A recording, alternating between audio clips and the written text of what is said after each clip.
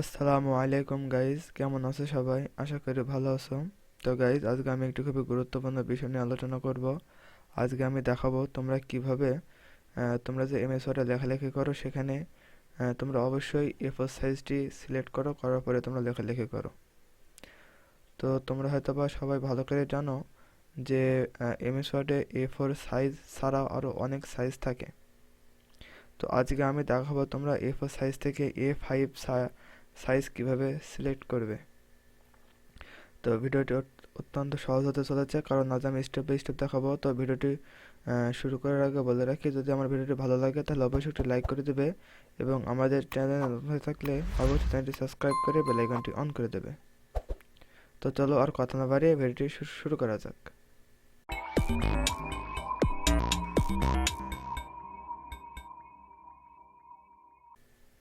তো প্রথমে আমি যেটি করব সেটি হচ্ছে, আমি আমার মাউসের রাইট বাটনটি ক্লিক করব, করার পরে এরকম একটি ইন্টারফেস শো করবে। করার পরে এই যে এখানে নিউ অপশন আছে, নিউ অপশনে আমি একটি ক্লিক করব।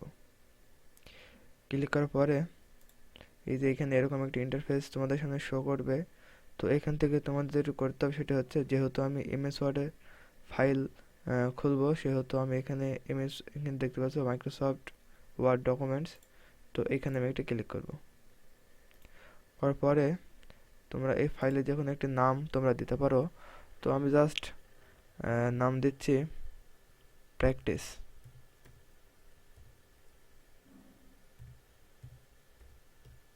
তো যেহেতু আমি প্র্যাকটিস করছি বা তোমাদের দেখাচ্ছি, সেহেতু আমি ফাইলটির নাম নিলাম প্র্যাকটিস।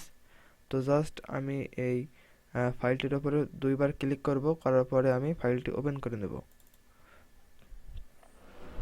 তো দেখতে পাচ্ছ ফাইলটি ওপেন হয়ে যাচ্ছে। তো এমএস ওয়ার্ডটি আমি ওপেন করার পরে তোমরা প্রতিদিন যেরকম ইন্টারফেস দেখতে পাও, সেই রকমই তোমরা দেখতে পাবে। এই যে এরকম একটি ইন্টারফেস তোমরা দেখতে পাবে। তো এই যে আমার এই সাইজটা তোমরা দেখতে পাচ্ছ, পেজের যেই সাইজ, এটা এ4 সাইজ। তো আজকে আমি দেখাবো তোমরা কিভাবে এ5 সাইজ সিলেক্ট করবে।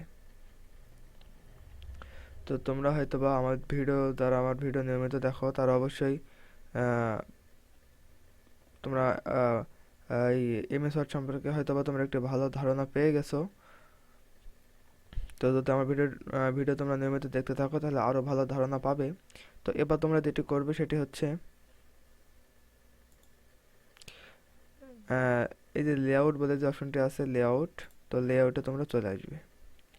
এবার আসার পরে তোমরা এই যে এরকম একটা ইন্টারফেস শো করবে। তো এখানে তোমরা প্রথমে মার্জিন দেখতে পাবে, মার্জিনের পরে ওরিয়েন্টেশন, ওরিয়েন্টেশনের পরে সাইজ। তো এই যে সাইজটি আছে, তোমরা এখানে একটা ক্লিক করবে।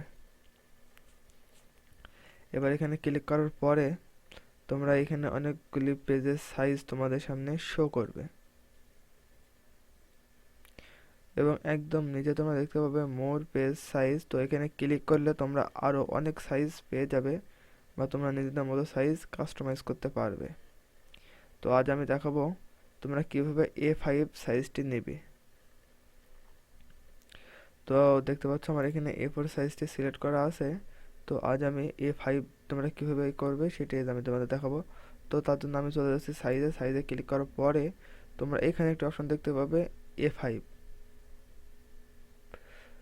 তো তোমাদের বলে রাখি, এ4 সাইজের তুলনায় এ5 এর যে সাইজটি আছে, তুলনামূলকভাবে এ5 সাইজটি ছোট। তো দেখো আমি এখানে ক্লিক করার সাথে সাথে আমাদের পেজটি আছে এটি এ5 সাইজের হয়ে যাবে।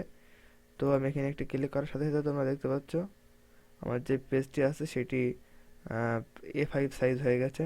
তো আমি আমার যে পেজটি আছে সেটা আরও ছোট করে দেখাচ্ছি এখানে। তো দেখতে পাচ্ছ এটা হচ্ছে এ5 সাইজের পেজ। তো আমি আবার এ4 সাইজ সিলেক্ট করে দেখাচ্ছি। আহ, আমার যে এ4 সাইজটি ছিল সেটি হচ্ছে এই রকম দেখতে, এবং যখনই আমি এ5 সাইজটি নেব তখন এটি দেখতে হবে এইরকম আরও ছোট হয়ে যাবে, কারণ এ4 এর তুলনায় এ5টি আরও ছোট।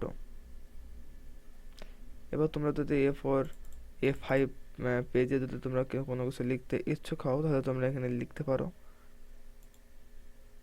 তো আশা করি তোমরা বুঝতে পেরেছো তোমরা কিভাবে এ4 থেকে A5 কিংবা যে কোনো সাইজ থেকে A5-এ তোমরা কিভাবে যাবে। তো যদি ভিডিওটি ভালো লাগে তাহলে অবশ্যই একটি লাইক করে দেবে এবং আমাদের চ্যানেলে নতুন হয়ে থাকলে অবশ্যই চ্যানেলটি সাবস্ক্রাইব করে বেল আইকনটি অন করে দেবে। এবং যদি কোনো সমস্যা মনে হয় এবং যদি আমার কথা বলার ভেতরে কোনো সমস্যা মনে হয় কিংবা ভিডিওতে কোনো সমস্যা মনে হয় তাহলে অবশ্যই তোমরা কমেন্টের মাধ্যমে জানাবে, তাহলে আমি পরবর্তীতে সেই বিষয় নিয়ে আলোচনা করব।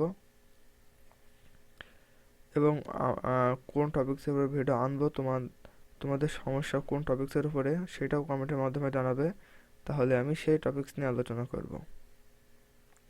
তো আবার দেখা হবে অন্য কোনো ভিডিও নিয়ে। সে পর্যন্ত সবাই ভালো থেকো, সুস্থ থেকো। আল্লাহ হাফেজ।